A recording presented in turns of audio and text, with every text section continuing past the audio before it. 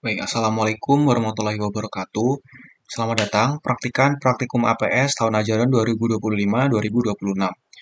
Pada kesempatan kali ini kita akan melaksanakan praktikum kelima mengenai materi templating. Jadi pada praktikum kali ini kita akan melakukan templating pada website kita sebelumnya, yang dimana pada praktikum kali ini kita akan menggunakan Bootstrap sebagai template desain untuk website kita nantinya. Jadi Bootstrap sendiri ini digunakan agar kita tidak perlu menuliskan baik itu CSS maupun JavaScript terkait desain untuk template kita nantinya. Oke, mungkin bisa langsung saja kita lanjut untuk pengaplikasian Bootstrap tersebut pada website kita. Oke, seperti yang sudah kita tahu sebelumnya, bahwa kita di sini menggunakan Bootstrap sebagai template desain kita. Jadi Bootstrap sendiri itu kita masukkan di folder static. Di sini ada berbagai macam folder di sini. Jadi pada praktikum kali ini sudah disediakan terkait Bootstrap-nya di sini. Jadi Bootstrap sendiri bisa kalian download secara gratis di internet. Bisa kalian pilih sesuai dengan desain yang kalian inginkan. Oke, di sini untuk tampilan Bootstrap-nya sendiri kalian bisa lihat di bagian statik di sini. Lalu kalian bisa buka bagian indeks. Jadi di indeks ini merupakan tampilan dari Bootstrap kita nantinya. Di sini ada berbagai macam elemen yang bisa kita gunakan nantinya. Tapi nanti kita bakal pilih elemen-elemen mana yang sesuai dengan data kita. Jadi kita nggak pakai semua. Jadi ada beberapa elemen yang kita hapus nantinya. Seperti itu. Oke, mungkin kita bisa lanjut untuk pengaplikasiannya. Jadi yang pertama, kalian bisa copy terlebih dahulu terkait indeks HTML ini ke base.html kalian. Di sini kalian bisa pindah terlebih dahulu, kalian paste. Oke. Lalu kalian bisa ke atas. Setelah kalian copy, di sini kita bisa menambahkan terlebih dahulu di sini yaitu load static. Jadi kita perlu load statiknya karena folder static itu berada di luar base kita. Jadi kita perlu panggil terlebih dahulu terkait si statiknya. Setelah kita panggil statiknya, kita perlu menghapus beberapa elemen yang tidak kita gunakan pada praktikum kali ini. Oke, untuk yang pertama kalian bisa hapus dari mulai line 29 ini sampai line 170. Oke, ke atas. Oke, sampai sini. Ya, 172 kalian hapus. Lalu kalian bisa hapus juga ini line 31 sampai line 220-an. Nah, sampai sini kalian hapus. Kalau yang terakhir, kalian bisa hapus dari line 33 yang content wrapper ini sampai line 700. Ya, sampai sini.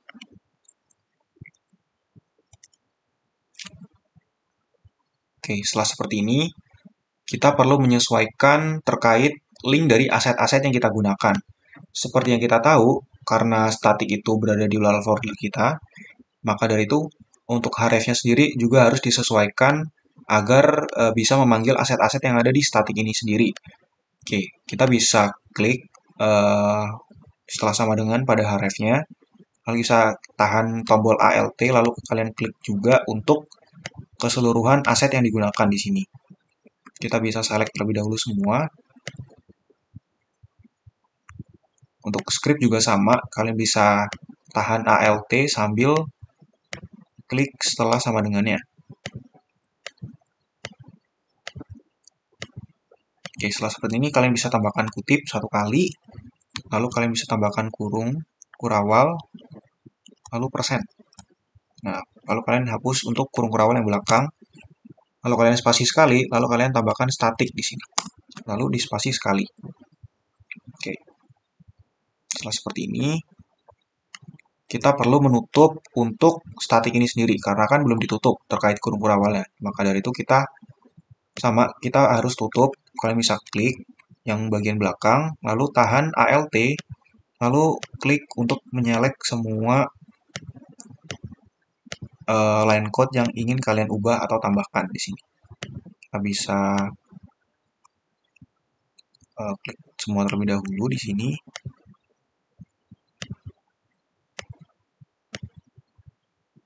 Oke.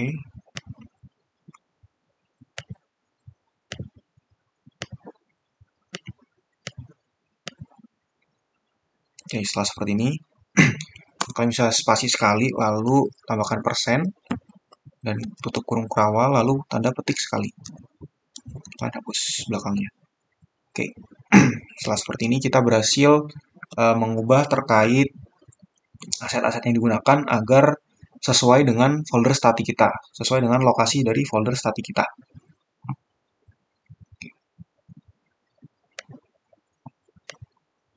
Setelah itu di sini kita juga perlu melakukan include di sini untuk file dari sidebar, navbar, dan juga message. Pertama di sini untuk yang container scroller bagian bawah kita bisa include untuk sidebarnya. Maaf, di sini base sidebar HTML. Lalu selanjutnya untuk yang container fluid di sini kita bisa melakukan include untuk yaitu navbarnya.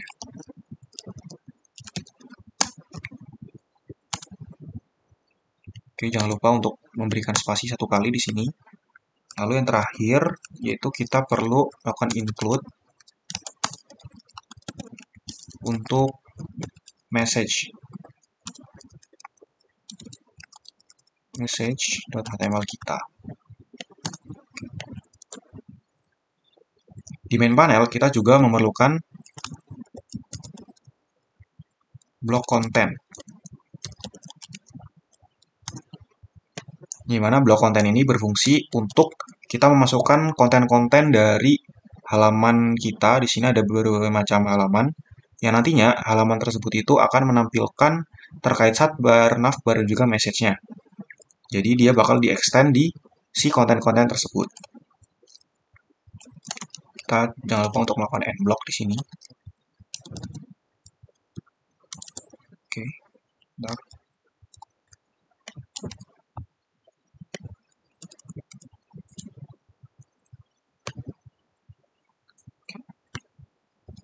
Satu, kita juga bisa menambahkan di sini untuk script-nya. Kita bisa blok scripts, lalu kita end block. Jangan lupa end block scripts. Untuk yang atas juga jangan lupa end block content. Ya, seperti ini. Oke. Setelah seperti ini kita berhasil untuk melakukan setting terkait halaman base.html. Dan jangan lupa untuk title-nya kita bisa ganti sesuai dengan studi kasus kita, yaitu Bumi Aji. Oke. Setelah kita melakukan setting pada base.html-nya, kita bisa lanjut untuk mendesain terkait halaman-halaman kita lainnya. Pada praktikum kali ini kita bakal melakukan templating untuk halaman commodity pada bagian create dan juga update. Oke, kalian bisa buka halaman create commodity. Di sini masih kosong, tetapi pada praktikum kali ini sudah disediakan terkait template untuk form create-nya. Kalian bisa pergi ke kosongan form yang ada di bawah, lalu kalian bisa Ctrl A lalu Ctrl C saja di sini, lalu kalian bisa copy ke create commodity-nya. Oke, setelah kalian copy semuanya, di sini kita memerlukan sebuah kurung lagi. Di sini kita bakal melakukan namanya extends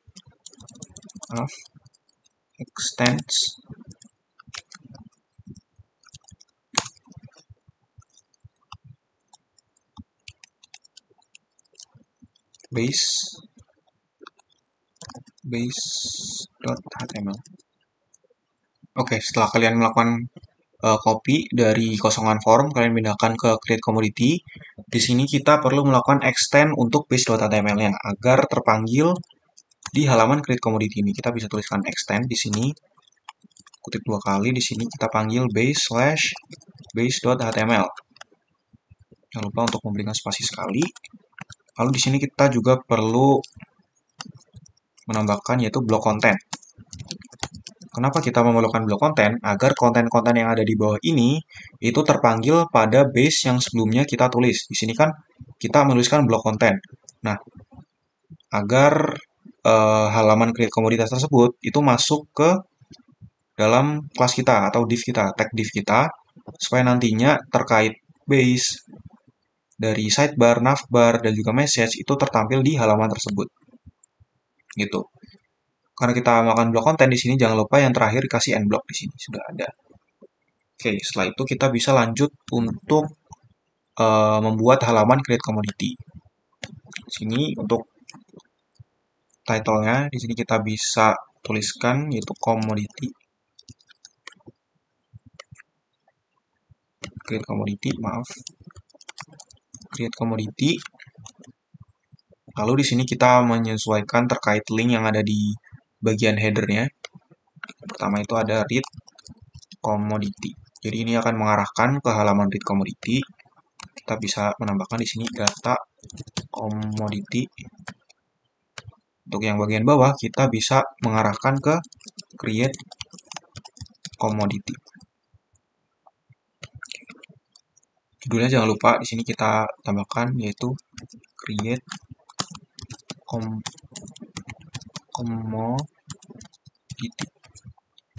Oke, setelah seperti ini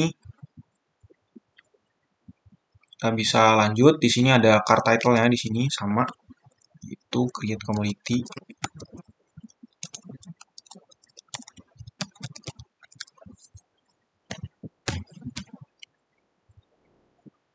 Oke, setelah kita membuat judulnya, judul utamanya, kita bisa lanjut untuk melakukan input data-data yang dibutuhkan pada form create commodity. Yang pertama itu ada data terkait commodity name-nya.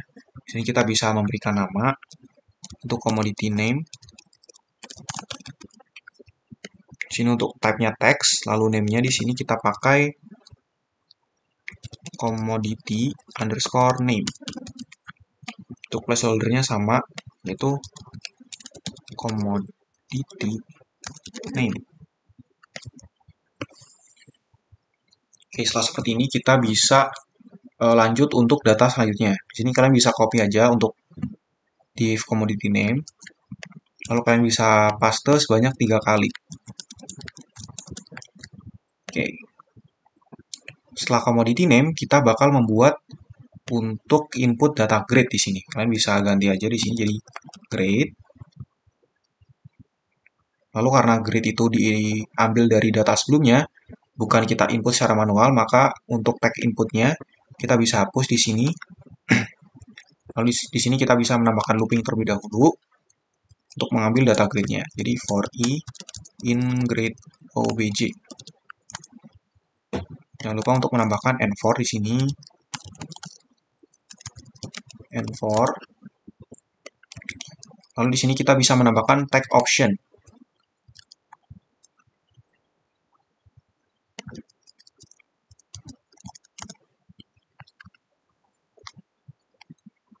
Sini untuk selected value-nya sendiri yaitu i.grade name. Untuk nama juga sama yaitu i.grade name. Oke, selanjutnya kita bisa membuat input terkait data purchase price. Kita bisa ganti untuk labelnya di sini menjadi purchase price. Untuk type-nya, karena ini formatnya angka, jadi kita ganti menjadi number. Untuk name-nya, kalian bisa ganti menjadi purchase price. Untuk placeholder-nya juga sama, kalian ganti menjadi purchase price. Selanjutnya di sini kita akan membuat terkait input data selanjutnya yaitu selling price. Bisa ganti labelnya menjadi selling price. Type-nya sama yaitu number. Dan untuk name-nya kalian ganti di sini menjadi selling underscore price. Untuk placeholdernya kalian bisa ganti juga di sini menyesuaikan, yaitu selling price. Oke, kira-kira seperti ini untuk tampilan dari kode HTML untuk create commodity. Selanjutnya kita bisa melanjutkan untuk halaman update. Oke, untuk halaman update, kalian bisa select terlebih dahulu untuk bagian create commodity-nya. Kalian bisa copy lalu dipindahkan ke update commodity. Di sini karena update commodity itu sebenarnya formatnya sama dengan create commodity, jadi kita hanya perlu mengubah beberapa kode saja untuk bagian update commodity. Oke, yang pertama kita bisa mengubah untuk commodity name-nya di sini. Untuk commodity name-nya di sini kalian bisa ubah yang placeholder ini menjadi value. Value sama dengan di sini pakai kurung kurawal. Itu commodity name. Maaf, kurung kurawalnya 2 kali. Seperti ini. Baik, selanjutnya kita akan melakukan templating untuk bagian grid di sini. Di sini kalian bisa menambahkan untuk div-nya. Di sini kalian bisa tambahkan untuk name sama dengan grid name.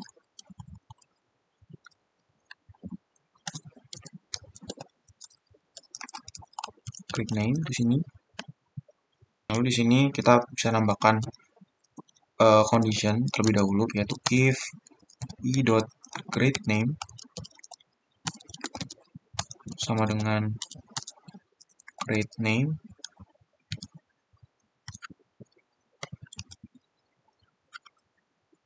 kita bisa menambahkan option di sini. Oke, ini untuk selectednya bisa dihapus dulu. Oke, yang selected yang bagian atas yaitu selected value-nya kita bisa tambahkan di sini, yaitu i.gridName. Lalu untuk namanya sendiri yaitu sama, yaitu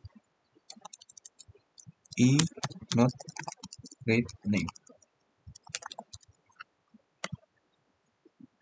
Lalu kita bisa nambahkan di sini else ya.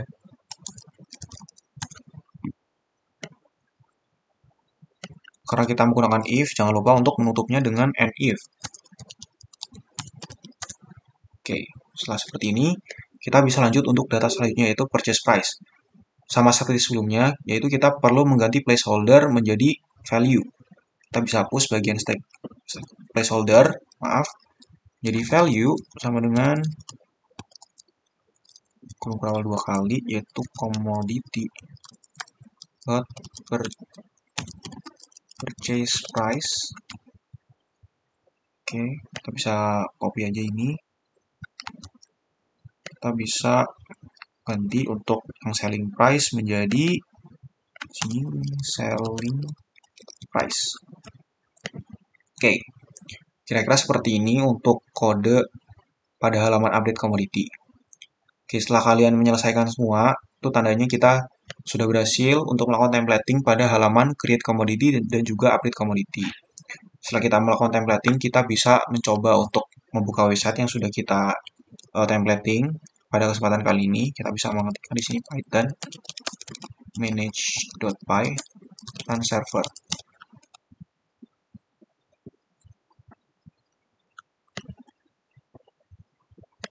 Oke, di sini kita bisa login terlebih dahulu. Jadi ini merupakan tampilan dari website kita setelah kita melakukan templating dengan Bootstrap yang ada di folder static kita. Nah, karena kita tadi melakukan templating pada halaman commodity, pada bagian create dan juga update, kita bisa lihat terlebih dahulu. Ini merupakan tampilan untuk halaman create commodity.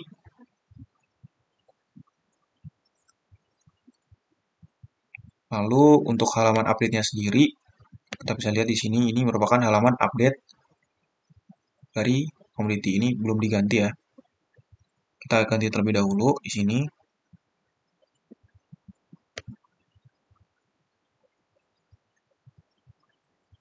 untuk namanya di sini belum diganti, kita ganti menjadi update commodity.